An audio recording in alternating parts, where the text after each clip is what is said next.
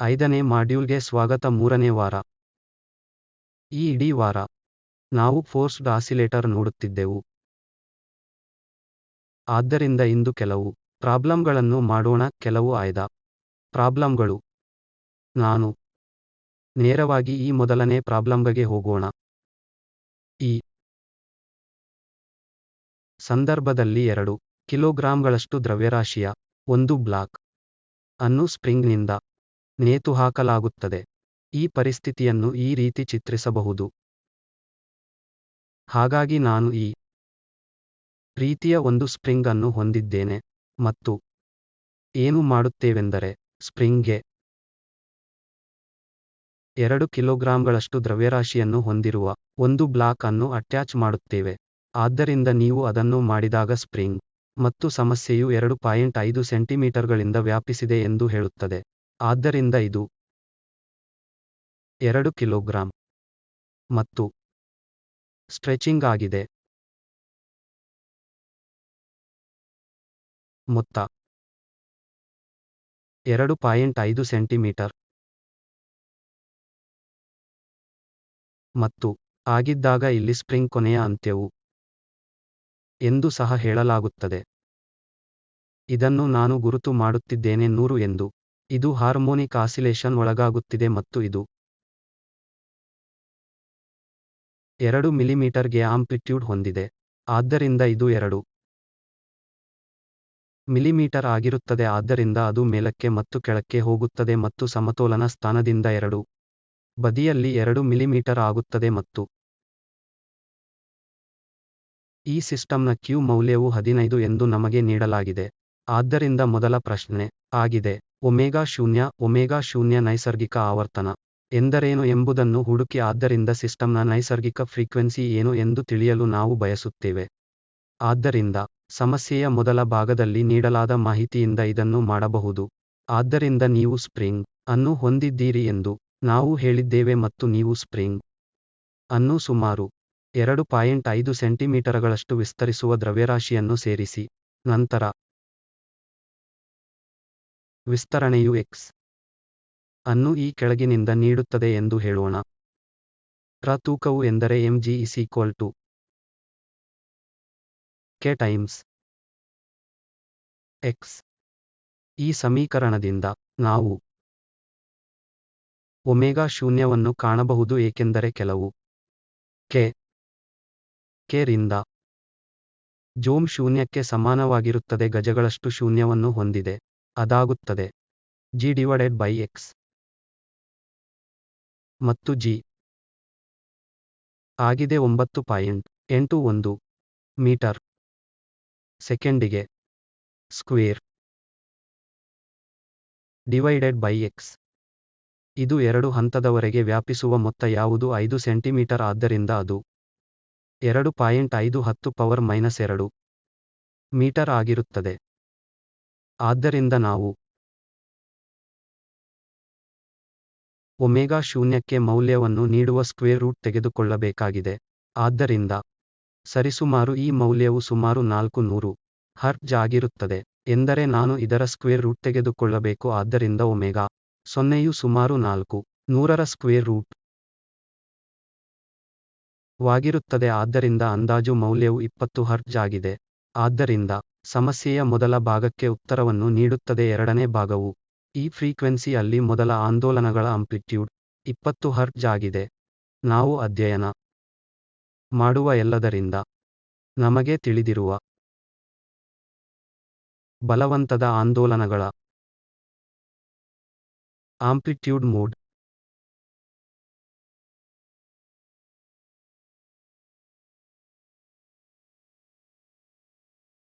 z ನಲ್ಲಿ omega ದಿಂದ 0 ವಾಗಿರುತ್ತದೆ. ಇದು ಪ್ರತಿರೋಧವಾಗಿದ್ದು ಆಗುತ್ತದೆ f0/ಒಮೆಗಾ square root of gamma square plus m omega minus s/ಒಮೆಗಾ ಹೋಲ್ ಸ್ಕ್ವೇರ್. ಈಗ ನಾವು ಇದನ್ನು ಮೆಗಾ ಒಮೆಗಾ ಶೂನ್ಯ ಕ್ಕೆ ಮೌಲ್ಯಮಾಪನ ಮಾಡಬೇಕಾಗಿದೆ. ಅದು ಹೆಚ್ಚು ಕಷ್ಟಕರವಾಗಿದೆ.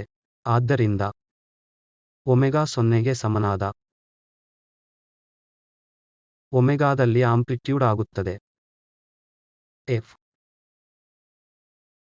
0 divided by omega 0 into square root of gamma square plus M omega 0 minus K by omega 0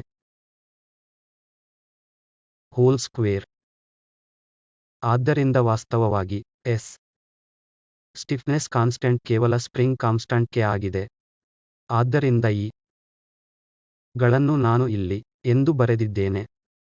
ವಾಸ್ತವವಾಗಿ ಕೆ ಆಗಿರಬೇಕು, ಅದು ಸ್ಪ್ರಿಂಗ್ ಕಾನ್ಸ್ಟಂಟ್ ವಾಗಿರುತ್ತದೆ.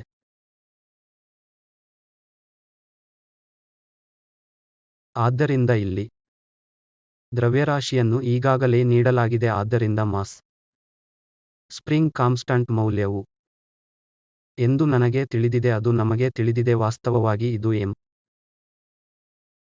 ಕೆ ಬೈ ಎಂ ಎಂದು. ಆದ್ದರಿಂದ ವಾಸ್ತವವಾಗಿ ಎರಡು ವಿಷಯಗಳನ್ನು ಹೊರತುಪಡಿಸಿ ಉಳಿದೆಲ್ಲವೂ ತಿಳಿದಿದೆ. F0 ಏನು ಎಂದು ನಮಗೆ ತಿಳಿದಿಲ್ಲ ಮತ್ತು ಗಾಮಾ ಏನು ಎಂದು ನಮಗೆ ತಿಳಿದಿಲ್ಲ. ಸರಳವಾಗಿ ಲೆಕ್ಕಹಾಕುವುದು ಸುಲಭ ಏಕೆಂದರೆ ಕ್ಯೂ ಫ್ಯಾಕ್ಟರ್ ಮೌಲ್ಯವನ್ನು ನಮಗೆ ತಿಳಿದಿದೆ. ಇದನ್ನು ಕ್ವಿಂಟಾಲ್ಗೆ 15ಕ್ಕೆ ಸಮಾನವಾಗಿರುತ್ತದೆ. ಇಲ್ಲಿ ಕ್ಯೂ ಇದಾಗಿದೆ to M omega 0 by gamma. ಆದ್ದರಿಂದ ನಾವು ಈಗಾಗಲೇ ಒಮೆಗಾ ಶೂನ್ಯವನ್ನು ಲೆಕ್ಕ ಹಾಕಿದ್ದೇವೆ. ಎಂ ಈಗಾಗಲೇ ತಿಳಿದಿದೆ ಮತ್ತು ಗಾಮಾ ಮಾತ್ರ ಇಲ್ಲಿ ತಿಳಿದಿಲ್ಲ. ಗಾಮಾ ಆಗುತ್ತದೆ ಎಂ ಒಮೆಗಾ 0 ಬೈ ಕ್ಯೂ. ಆದ್ದರಿಂದ ದ್ರವ್ಯರಾಶಿ 2 kg. ಆದ್ದರಿಂದ 2 ಅಂದರೆ ಒಮೆಗಾ 0 ಇಂದ ಗುಣಿಸಲ್ಪಟ್ಟರೆ 20, ಅದು 20 ಆಗಿದ್ದು ರಿಂದ ಕ್ವಿಂಟಾಲ್ ಅಂದರೆ 15 ಆಗುತ್ತದೆ. ಆದ್ದರಿಂದ ಇದು 4 ರಿಂದ 4 ಆಗುತ್ತದೆ. ಆದ್ದರಿಂದ ಅದರ ಸುಮಾರು 8 ರಿಂದ 3. ಆದ್ದರಿಂದ ನನಗೆ ಈಗ ಗಾಮಾ ತಿಳಿದಿದೆ. ನನಗೆ ತಿಳಿದಿದೆ ಎಂ ಒಮೆಗಾ ಶೂನ್ಯವು ಕೆ ಎಂದು ತಿಳಿದುಬಂದಿದೆ ಎಂದು ತಿಳಿದಿದೆ. ಎಫ್ ಶೂನ್ಯ ರ ಬಗ್ಗೆ ಏನು? ಎಫ್ ಶೂನ್ಯವು ಒತ್ತಾಯಿಸುವ ಮತ್ತು ಇಲ್ಲಿ ಹೇರುವ ಆಂಪ್ಲಿಟ್ಯೂಡ್ ಲೋಲಕ ಓಸ್ಕಿಲ್ಲೋಟ್ಗಳ ಮೇಲ್ಭಾಗದಲ್ಲಿ ಮತ್ತು ಕೆಳಗೆ ಓಲ ಆಂಪ್ಲಿಟ್ಯೂಡ್ 2 ಮಿಲಿಮೀಟರ್ಗಳಷ್ಟನ್ನು ನೋಡಬಹುದು. ಆದ್ದರಿಂದ ಅದು ನಮ್ಮ ಎಫ್ ಶೂನ್ಯ ಆಗಿದೆ. ಆದ್ದರಿಂದ ಎಫ್ ಶೂನ್ಯ 2 ಮಿಲಿಮೀಟರ್ಗಳು. ಇದು ಆಗಿರುತ್ತದೆ 2 ರಿಂದ 10⁻³ ಮೀಟರ್. ಈಗ ನಮಗೆ ಅಗತ್ಯವಿರುವ ಎಲ್ಲವನ್ನೂ ನಾವು ಹೊಂದಿದ್ದೇವೆ. ಆದ್ದರಿಂದ ನಾವು ರಲ್ಲಿ ಈ ಎಲ್ಲಾ ಮೌಲ್ಯಗಳನ್ನು ಆಂಪ್ಲಿಟ್ಯೂಡ್ಗಾಗಿ ಈ ಈಕ್ವೇಶನ್ ಗೆ ಪ್ಲಗ್ ಇನ್ ಮಾಡಬೇಕಾಗಿದೆ. ನಾನು ಅದನ್ನು ಎ ಎಂದು ಕರೆಯುತ್ತೇನೆ. ನಮಗೆ ಗೊತ್ತು ಎಫ್ 0 ಗಾಮಾ ನಮಗೆ ಗೊತ್ತು. ಸಂಪೂರ್ಣತೆಗಾಗಿ ರೈಟ್ ಒಮೆಗಾ 0ಯನ್ನು ನಾವು ಈಗಷ್ಟೇ ಲೆಕ್ಕ ಹಾಕಿದ್ದೇವೆ, ಅದು 20 ಹರ್ಟ್ಜ್ ಆಗಿದೆ. ಆದ್ದರಿಂದ ಈ ಎಲ್ಲಾ ಮಾಹಿತಿಯೊಂದಿಗೆ ನೀವು ಆಂಪ್ಲಿಟ್ಯೂಡ್ ಲೆಕ್ಕಾಚಾರ ಮಾಡಲು ಸಾಧ್ಯವಾಗುತ್ತದೆ ಮತ್ತು ನೀವು ಸಂಖ್ಯೆಗಳನ್ನು ಹಾಕಲು ನಾನು ಅದನ್ನು ಅಭ್ಯಾಸಕ್ಕಾಗಿ ಬಿಡುತ್ತೇನೆ ಮತ್ತು ಆಂಪ್ಲಿಟ್ಯೂಡ್ ಲೆಕ್ಕ ಹಾಕಿ. ಇದರಿಂದ ನಾವು ಪ್ರಾರಂಭಿಸಿದ ಮೊದಲ ಸಮಸ್ಯೆಯನ್ನು ಪೂರ್ಣಗೊಳಿಸುತ್ತದೆ. ಆದ್ದರಿಂದ ಈ ಸಮಸ್ಯೆಯು ಇಲ್ಲಿ ನೀಡಲಾದ ಆಕೃತಿಯನ್ನು ಆಧರಿಸಿದೆ. ಒಮೆಗಾದ ಫಂಕ್ಷನ್ ಆಗಿ ಇನ್ಪುಟ್ ಶಕ್ತಿ ಎಂದು ತೋರಿಸಲಾಗಿದೆ. ಇದು ಚಾಲನೆಯ ಫ್ರೀಕ್ವೆನ್ಸಿವಾಗಿದೆ ಮತ್ತು ಇದು ಸ್ಪ್ರಿಂಗ್ ರ ಪ್ರಕರಣವಾಗಿದೆ ಎಂದು ನಾವು ಹೇಳಿದ್ದೇವೆ. ಅದು ಡಂಪ್ ಆಗಿದೆ. ಇದು ಸ್ಪ್ರಿಂಗ್ನಿಂದ ನೇಯಲಾದ ಒಂದು ದ್ರವ್ಯರಾಶಿ ಮತ್ತು ಅದು ಡಂಪ್ಡ್ ಆಗಿದೆ ಮತ್ತು ಕ್ಯೂ ಮೌಲ್ಯವು ಸಾಕಷ್ಟು ದೊಡ್ಡದಾಗಿದೆ ಎಂದು ನಾವು ಊಹಿಸಬಹುದು ಮತ್ತು ಪ್ರಶ್ನೆ ಕ್ಯೂ ಮೌಲ್ಯ ಕಂಡುಕೊಳ್ಳುವುದು ಆಗಿದೆ. ಮತ್ತು ಈ ಪ್ರಶ್ನೆಗೆ ಎರಡನೇ ಭಾಗವಿದೆ. ಅಂದರೆ ನೀವು ಡ್ರೈವಿಂಗ್ ಭಾಗವನ್ನು ತೆಗೆದುಹಾಕಿದರೆ ಸಹಜವಾಗಿ ಶಕ್ತಿಯು ಡ್ಯಾಂಪಿಂಗ್ ಮಾಡಲು ಪ್ರಾರಂಭಿಸುತ್ತದೆ ಮತ್ತು ನಮಗೆ ಶಕ್ತಿಗಳನ್ನು ತಗ್ಗಿಸಲಾಗುತ್ತದೆ. ಆದ್ದರಿಂದ ಈ ಸಮೀಕರಣದಲ್ಲಿ ಕಂಡುಬರುವ ಬೀಟಾದ ಮೌಲ್ಯವನ್ನು ಪ್ರಶ್ನೆಯು ಕಂಡುಕೊಳ್ಳುತ್ತದೆ. ಆದ್ದರಿಂದ ನಾವು ಕ್ಯೂ ನ ಮೌಲ್ಯವನ್ನು ಕಂಡುಹಿಡಿಯಲು ಸಮಸ್ಯೆಯ ಮೊದಲ ಭಾಗದಿಂದ ಪ್ರಾರಂಭಿಸೋಣ ಮತ್ತು ಇದು ಸುಲಭವಾದ ಸಮಸ್ಯೆಗಳಲ್ಲಿ ಒಂದಾಗಿದೆ ಏಕೆಂದರೆ ಹಿಂದಿನ ಮಾಡ್ಯೂಲ್ ಕ್ಯೂ ಮೌಲ್ಯದಲ್ಲಿ ನಾವು ಮಾಡಿದ್ದನ್ನು ನೀವು ನೆನಪಿಸಿಕೊಂಡರೆ ಒಮೆಗಾ 0ಯಿಂದ ಒಮೆಗಾ 2 ಮೈನಸ್ ಒಮೆಗಾ 1 ಆಗಿರುತ್ತದೆ. ಆದ್ದರಿಂದ ಇಲ್ಲಿ ಒಮೆಗಾ 0 ನಮಗೆ ಸಂಖ್ಯೆಯನ್ನು ನೀಡಲಾಗಿಲ್ಲ, ಅದು ಕೇವಲ ಒಮೆಗಾ ಶೂನ್ಯವಾಗಿದೆ, ಆದ್ದರಿಂದ ಈ ಕ್ವಾಂಟಿಟಿ ಇಲ್ಲಿದೆ. ಆದ್ದರಿಂದ ನಮಗೆ ಅದರ ಸಂಖ್ಯಾತ್ಮಕ ಮೌಲ್ಯ ತಿಳಿದಿಲ್ಲ, ಆದರೆ ಪರವಾಗಿಲ್ಲ, ಆದರೆ ಅದು ಒಮೆಗಾ ಶೂನ್ಯ ಆದರೆ ಒಮೆಗಾ 2 ಮತ್ತು ಒಮೆಗಾ ಶೂನ್ಯ ಒಮೆಗಾ 1 ಯಾವುದು ಎಂದು ನಮಗೆ ತಿಳಿದಿದೆ. ಆದ್ದರಿಂದ ಇದು ಒಮೆಗಾ 1 ಮತ್ತು ಇದು ಒಮೆಗಾ 2. ಆದ್ದರಿಂದ ನಾನು ಮಾಡಬೇಕಾಗಿರುವುದು ಆ ಮೌಲ್ಯಗಳನ್ನು ಸಬ್ಸ್ಟಿಟ್ಯೂಟ್ ಮಾಡುವುದು. ಒಮೆಗಾ 0 ಡಿವೈಡೆಡ್ ಬೈ ಒಮೆಗಾ 2 1.0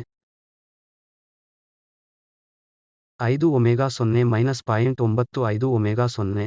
ಆದ್ದರಿಂದ ಇದು ಮೆಗಾ ಶೂನ್ಯದಿಂದ ನಾನು ಒಮೆಗಾ ಶೂನ್ಯವನ್ನು ಇಲ್ಲಿ ಸಾಮಾನ್ಯವಾಗಿ ತೆಗೆದುಕೊಳ್ಳಬಹುದು, ಅದು 1.05 ಮೈನಸ್ 0.95 ಆಗಿರುತ್ತದೆ. ಇಲ್ಲಿ ಒಮೆಗಾ ಶೂನ್ಯ ಮತ್ತು ಒಮೆಗಾ ಶೂನ್ಯವು ರದ್ದಾಗುವುದರಿಂದ ಈ ಸಂದರ್ಭದಲ್ಲಿ ಒಮೆಗಾ ಶೂನ್ಯದ ಮೌಲ್ಯವನ್ನು ನಾವು ತಿಳಿದುಕೊಳ್ಳುವ ಅಗತ್ಯವಿಲ್ಲ ಎಂದು ನೀವು ನೋಡಬಹುದು. ಆದ್ದರಿಂದ ಉತ್ತರ 1 ಡಿವೈಡೆಡ್ ಬೈ 1. ಆದ್ದರಿಂದ ಕ್ಯೂ ಮೌಲ್ಯವು 1. ಆದ್ದರಿಂದ ಅದು ಫಲಿತಾಂಶ. ಆದ್ದರಿಂದ ಈ ಸಂದರ್ಭದಲ್ಲಿ ಕ್ಯೂ ಮೌಲ್ಯ ಆಗಿದೆ. ಈಗ ಈ ಸಮಸ್ಯೆಗೆ ಎರಡನೇ ಭಾಗವಿದೆ. ಡ್ರೈವಿಂಗ್ ಬಲವನ್ನು ತೆಗೆದುಹಾಕಲಾಗಿದೆ ಮತ್ತು ನೀವು ನಿರೀಕ್ಷಿಸಿದಂತೆ ಡ್ರೈವಿಂಗ್ ಅನ್ನು ತೆಗೆದುಹಾಕಿದರೆ ಆಸಿಲೇಟರ್ ಡ್ಯಾಂಪಿಂಗ್ ಮಾಡಲು ಪ್ರಾರಂಭಿಸುತ್ತದೆ ಮತ್ತು ಎನರ್ಜಿ ಡ್ಯಾಂಪಿಂಗ್ ಅನ್ನು ಇಲ್ಲಿ ನೀಡಲಾಗಿದೆ, ಈ ಸಮಯದ ಫಂಕ್ಷನ್ ಆಗಿ ಹೀಗೆ ಹೋಗುತ್ತದೆ. Rho times E power minus beta into T. Damped oscillator. ನಾವು ಅಧ್ಯಯನ ಮಾಡಿದ ವಿಷಯಕ್ಕೆ ನೀವು ಹಿಂತಿರುಗಿದರೆ ಇಲ್ಲಿ ಪೀಟರ್ ಎಂದು ನೀಡಲಾಗಿದೆ ಎಂದು ನೀವು ತಿಳಿದುಕೊಳ್ಳುತ್ತೀರಿ. ನೀವು ವಾಸ್ತವವಾಗಿ ಸಮಸ್ಯೆಯ ನಿಯತಾಂಕಗಳಿಗೆ ಸಂಬಂಧಿಸಿರುವಾಗ ಅದು ಎಂ ಮೂಲಕ ಗಾಮಾ ಆಗಿರುತ್ತದೆ. ಕ್ಯೂ ಎಂಬುದು ಗಾಮಾದಿಂದ ಎಂ ಒಮೆಗಾ ಶೂನ್ಯವಾಗಿರುತ್ತದೆ ಮತ್ತು ಇದನ್ನು ಹೀಗೆ ಬರೆಯಬಹುದು: Q by omega 0 is equal to M by gamma.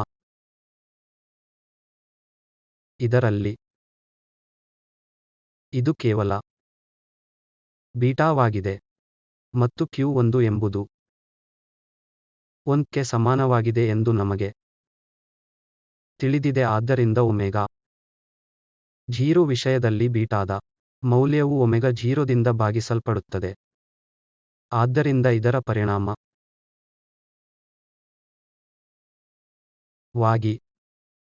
Omega ಶೂನ್ಯದ ಮೌಲ್ಯವನ್ನು ನೀಡದ ಹೊರತು ಬೀಟಾಕ್ಕೆ ಸಂಖ್ಯಾತ್ಮಕ ಮೌಲ್ಯವನ್ನು ಪಡೆಯಲು ಸಾಧ್ಯವಾಗುವುದಿಲ್ಲ. ಆದ್ದರಿಂದ ಇದನ್ನು ಪ್ರಕಾರ ಸಿಸ್ಟಮ್ನ ನೈಸರ್ಗಿಕ ಫ್ರೀಕ್ವೆನ್ಸಿ ಎಂದು ಬರೆಯಲಾಗಿದೆ. ಈ ಸಂದರ್ಭದಲ್ಲಿ ನಾವು ಮೂರನೇ ಸಮಸ್ಯೆಯೊಂದಿಗೆ ಪ್ರಾರಂಭಿಸೋಣ. ಡ್ಯಾಂಪ್ಡ್ ಆಸಿಲೇಟರ್ ನ ಆಂಪ್ಲಿಟ್ಯೂಡ್ ಟಿ ನಲ್ಲಿ 0 ಕ್ಕೆ ಸಮನಾಗಿ ಎ ಎಂದು ನೀಡಲಾಗಿದೆ ಮತ್ತು ಇದು ಎನ್ ಕಾಲಾವಧಿಯ ನಂತರ ಅದರ ಮೌಲ್ಯದ ಇ ಯಿಂದ 1 ಕ್ಕೆ ಕಡಿಮೆಯಾಗುತ್ತದೆ ಮತ್ತು ಟಿ 0ಯು ಡ್ಯಾಂಪಿಂಗ್ ಮಾಡದ ಅವಧಿಯಾಗಿದ್ದರೆ ಮತ್ತು ಟಿಡಿ ಡ್ಯಾಂಪಿಂಗ್ನೊಂದಿಗೆ ಸಮಯವನ್ನು ಪ್ರತಿನಿಧಿಸುತ್ತದೆ. ಈಗ ಅಂತಹ ಪರಿಸ್ಥಿತಿಯಲ್ಲಿ ಅನುಪಾತವನ್ನು ನಾವು ತೋರಿಸಬೇಕಾಗಿದೆ ಟಿ 0 ಬೈ ಟಿಡಿ. ಇದರಿಂದ ನೀಡಲಾಗಿದೆ. ಆದ್ದರಿಂದ ಸಮಸ್ಯೆಯ ಮೊದಲ ಸ್ಟೇಟ್ಮೆಂಟ್ ಬಳಸೋಣ. ಇದು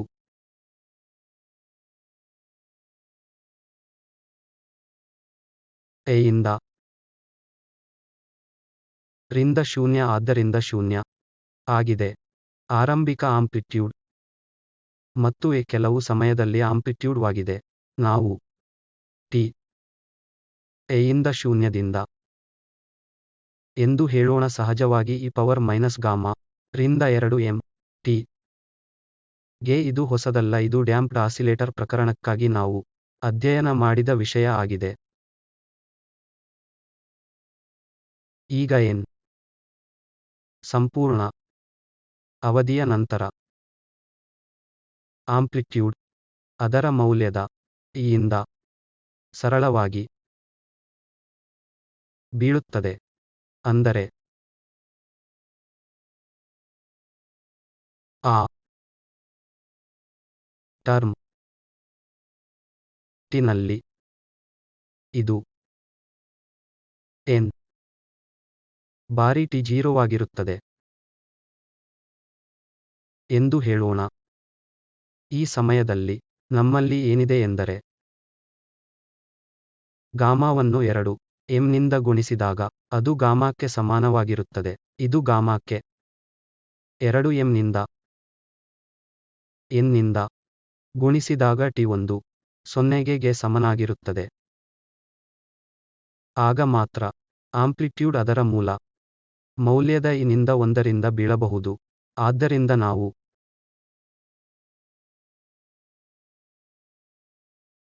ಈಗ ಗಾಮಾ mn ಮತ್ತು t0 ಸಂಪರ್ಕಿಸುವ ಸಂಬಂಧವನ್ನು ಹೊಂದಿದ್ದೇವೆ. ಆದ್ದರಿಂದ ನಾನು ಮಾಡಬೇಕಾಗಿರುವುದು t0 ನ ಅನುಪಾತವನ್ನು RT dt0 ದಿಂದ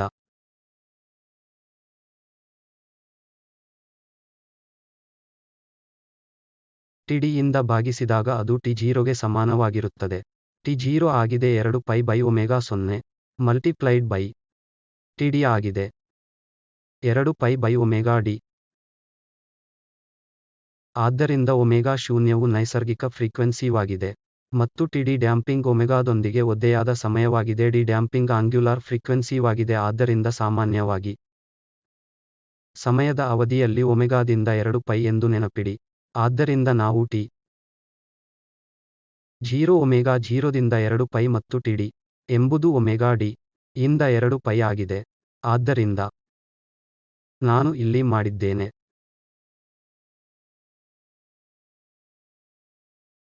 ಇಲ್ಲಿ 2π ನಿಂದ π ರದ್ದಾಗುತ್ತದೆ. ಇದು ನನಗೆ ಒಮೆಗಾ d ಬೈ ಒಮೆಗಾ 0 ನೀಡುತ್ತದೆ. ಈಗ ನಾವು ಮಾಡಬೇಕಾಗಿರುವುದು ಒಮೆಗಾ 3ಗೆ ಸಬ್ಸ್ಟಿಟ್ಯೂಟ್. ನೀವು ಮತ್ತೆ ನೆನಪಿಡಿ, ಒಮೆಗಾ ಡಿ ಡ್ಯಾಂಪ್ಡ್ ಆಸಿಲೇಟರ್ ನ ಫ್ರೀಕ್ವೆನ್ಸಿ ಆಗಿದೆ ಮತ್ತು ಅದು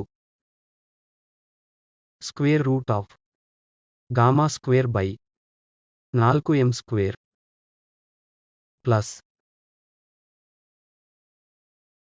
k ಬೈ m ಆಗಿದೆ, ಖಂಡಿತವಾಗಿಯೂ ಮೈನಸ್ ಚಿಹ್ನೆಯೊಂದಿಗೆ. ಆದ್ದರಿಂದ ನಾವು ಈ ವಿಷಯಗಳನ್ನು ಸಬ್ಸ್ಟಿಟ್ಯೂಟ್ ಮಾಡಬೇಕು. km minus gamma square by 4m square divided by square root of k by m, ಏಕೆಂದರೆ ಈ ಕ್ವಾಂಟಿಟಿ km ನಿಂದ ಒಮೆಗಾ ಶೂನ್ಯ ಚದರ ಕ್ಕೆ ಸಮಾನವಾಗಿರುತ್ತದೆ ಮತ್ತು ಇಲ್ಲಿಂದ ರಂದು ಕೆಲವು ಸರಳ ಕುಶಲತೆಯು ನಾವು ಮಾಡಬೇಕಾಗಿರುವುದು. ಆದ್ದರಿಂದ ಇಲ್ಲಿ ನೀವು ಹೊರ ತೆಗೆದುಕೊಂಡರೆ ರೂಟ್ k ಬೈ m ಅನ್ನು ನೀವು 1 minus gamma square by 4km ಪಡೆಯುತ್ತೀರಿ. ನೀವು ಕೇವಲ ರೂಟ್ k ಬೈ m ಅನ್ನು ಹೊರತೆಗೆಯಬೇಕು. ಆದ್ದರಿಂದ ಅಂಶದಲ್ಲಿನ ರೂಟ್ km ಮತ್ತು ಛೇದದಲ್ಲಿ km ಅನ್ನು ರದ್ದುಗೊಳಿಸಲಾಗುತ್ತದೆ ಮತ್ತು ಉಳಿದ ಈ ಆಗಿರಬಹುದು. ಈಗ ಅಪೇಕ್ಷಿತ ರೂಪವನ್ನು ಪಡೆಯಲು ಕೇವಲ ಗುಣಿಸಿ ಮತ್ತು ಇಲ್ಲಿ m ನಿಂದ ಭಾಗಿಸಿ. ಆದ್ದರಿಂದ ನೀವು ಗಾಮಾ ಸ್ಕ್ವೇರ್ m ಅನ್ನು 4k ಸ್ಕ್ವೇರ್ m ದಿಂದ ಭಾಗಿಸಲಾಗುತ್ತದೆ. ಆದ್ದರಿಂದ ನಾವು ಗಾಮಾ m ಮತ್ತು k ಅನ್ನು ತೆಗೆದುಹಾಕಬೇಕಾಗಿದೆ ಮತ್ತು ಅದಕ್ಕಾಗಿ ನಾವು ಈಗಾಗಲೇ ಲೆಕ್ಕ ಹಾಕಿದ ಈ ಸಂಬಂಧವನ್ನು ಹೊಂದಿದ್ದೇವೆ. ಆದ್ದರಿಂದ ಇದು ಹೇಳುತ್ತದೆ 1 2m ಯಿಂದ 1 ಗಾಮಾವು 1 ರಿಂದ n ಗೆ t 0ಗೆ ಸಮ ಎಂದು ನಾನು ಇಲ್ಲಿ ಬರೆಯುತ್ತೇನೆ. 1 2 m ನಿಂದ ಗಾಮಾ 1 ರಿಂದ n ಬಾರಿ t 0ಗೆ ಸಮ ಆಗಿದೆ.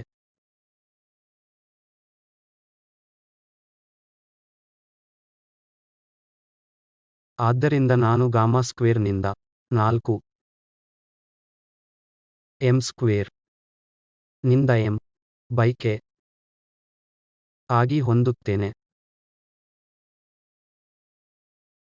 ಆದ್ದರಿಂದ ನೀವು ಗಾಮಾ ಸ್ಕ್ವೇರ್ ಅನ್ನು 4m ಸ್ಕ್ವೇರ್ ದಿಂದ ನೋಡಿದರೆ ಅದು ಈ ಕ್ವಾಂಟಿಟಿ ಈ ಸಂಬಂಧದ ಸ್ಕ್ವೇರ್ನ ಸ್ಕ್ವೇರ್ ಆಗಿದೆ. ಆದ್ದರಿಂದ ನಾನು 1 ಮೈನಸ್ ಗಾಮಾ ಸ್ಕ್ವೇರ್ ದಿಂದ 4m ಸ್ಕ್ವೇರ್ ನಿಂದ n ಸ್ಕ್ವೇರ್ ನಿಂದ t0 ಸ್ಕ್ವೇರ್ಗೆ ಮತ್ತೆ m ನಿಂದ k ಗುಣಿಸಿದಾಗ ಒಮೆಗಾ 0 ಸಂಬಂಧಿಸಿದೆ, ಏಕೆಂದರೆ ಒಮೆಗಾ 0 ಸ್ಕ್ವೇರ್ ಆಗಿದೆ k ಬೈ m ಮತ್ತು ಆದ್ದರಿಂದ m ಬೈ k ಆಗುತ್ತದೆ 1 ಬೈ ಒಮೆಗಾ 0 ಸ್ಕ್ವೇರ್ ಮತ್ತು ಈ ಕ್ವಾಂಟಿಟಿ ಆಗಿದೆ equal to m omega 0 2 pi by T 0. ಆದ್ದರಿಂದ ಇದಾಗುತ್ತದೆ 4 pi square by T 0 square. ಹಾಗಾಗಿ ನಾನು ಇದನ್ನು ಸಬ್ಸ್ಟಿಟ್ಯೂಟ್ ಮಾಡಬಹುದು T 0 square divided by 4 pi square. ಆದ್ದರಿಂದ ಸ್ಪಷ್ಟವಾಗಿ ಶೂನ್ಯ ಚೌಕವು ರದ್ದುಗೊಳ್ಳುತ್ತದೆ. ಆದ್ದರಿಂದ ನಾನು 1 ಮೈನಸ್ ಅನ್ನು 4 ಪೈ ಸ್ಕ್ವೇರ್ n ಚದರ ರಿಂದ ಭಾಗಿಸಲಾಗುತ್ತದೆ. ಇದು t ಯಿಂದ ಶೂನ್ಯವಲ್ಲ ಮತ್ತು ಇದು ಅಗತ್ಯವಾದ ಈಕ್ವೇಶನ್ ಮತ್ತು ಇದು ಸಣ್ಣ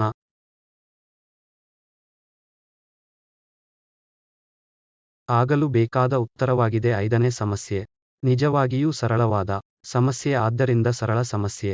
ಆದ್ದರಿಂದ ಆಸಿಲೇಟಿಂಗ್ ಸಿಸ್ಟಮ್ನ ರೆಸೋನೆಂಟ್ ಫ್ರೀಕ್ವೆನ್ಸಿ ಒಮೆಗಾ m ಅನ್ನು ಹೊಂದಿದೆ ಮತ್ತು ಚಾಲನೆಯು ಪ್ರತಿಧ್ವನಿಸುವ ಕರ್ವ್ನ ಅಗಲವನ್ನು ಹೊಂದಿದ್ದರೆ ಒಮೆಗಾ n I 5 ಮೌಲ್ಯದಿಂದ q ಅನ್ನು ಕಂಡುಕೊಳ್ಳುತ್ತದೆ ಎಂದು ಅದು ನಮಗೆ ಹೇಳುತ್ತದೆ. ಆದ್ದರಿಂದ ಇಲ್ಲಿ ಮಾಹಿತಿಯನ್ನು ಶೀಘ್ರವಾಗಿ ಚಿತ್ರಿಸಲು ಅದು ಹೇಳುತ್ತದೆ, ನಿಮಗೆ ಒಮೆಗಾದ ಕಾರ್ಯವಾಗಿ ಸರಾಸರಿ p ಇದ್ದರೆ ಮತ್ತು ಇಲ್ಲಿ ನಿಮ್ಮ ರೆಸೋನೆನ್ಸ್ ಕರ್ವ್ ಮತ್ತು ಇದು ಒಮೆಗಾ ಮೀ ಆಗಿದೆ, ಇದು ರೆಸೋನೆಂಟ್ ಫ್ರೀಕ್ವೆನ್ಸಿ ಮತ್ತು ಇಲ್ಲಿ ಅಗಲ. ಈ ಅಗಲವು ಒಮೆಗಾ m 5 ರಿಂದ ಸಮಾನವಾಗಿರುತ್ತದೆ ಮತ್ತು ನಾವು q ಮೌಲ್ಯ ಅನ್ನು ಕಂಡುಹಿಡಿಯಬೇಕು. ಆದ್ದರಿಂದ q ಮೌಲ್ಯವು ಅಗಲ ಕೇವಲ ಪ್ರರೆಸೋನೆಂಟ್ ಫ್ರೀಕ್ವೆನ್ಸಿ ರೆಸೋನೆನ್ಸ್ ಕರ್ವ್ ಆಗಿದ್ದು ಅಗಲದಿಂದ ಭಾಗಿಸಲ್ಪಟ್ಟ ಅನುರಣನ ರೇಖೆಯ ಅಗಲದಿಂದ ಭಾಗಿಸಲ್ಪಟ್ಟಿದೆ, ಅದು ಈ ಕ್ವಾಂಟಿಟಿ ಆಗಿದೆ. ಆದ್ದರಿಂದ ಈ ಸಂದರ್ಭದಲ್ಲಿ ಒಮೆಗಾ 1 ಮತ್ತು ಒಮೆಗಾ 2ರ ಮೌಲ್ಯ ಏನು ಎಂದು ನಾವು ಪ್ರತ್ಯೇಕವಾಗಿ ತಿಳಿದುಕೊಳ್ಳಬೇಕಾಗಿಲ್ಲ.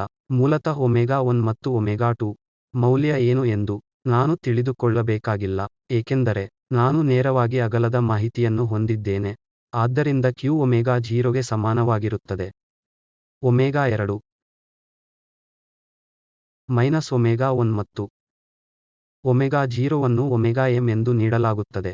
ಇದು ರೆಸೋನೆಂಟ್ ಫ್ರೀಕ್ವೆನ್ಸಿವಾಗಿದ್ದು ಈ ಕ್ವಾಂಟಿಟಿ ಇಂದ ರಿಂದ ಭಾಗಿಸಿದಾಗ omega 2 minus omega m omega resonance curve ವಿಡ್ತೆಂದು 1 ಅನ್ನು ಕರೆಯಲಾಗುತ್ತದೆ.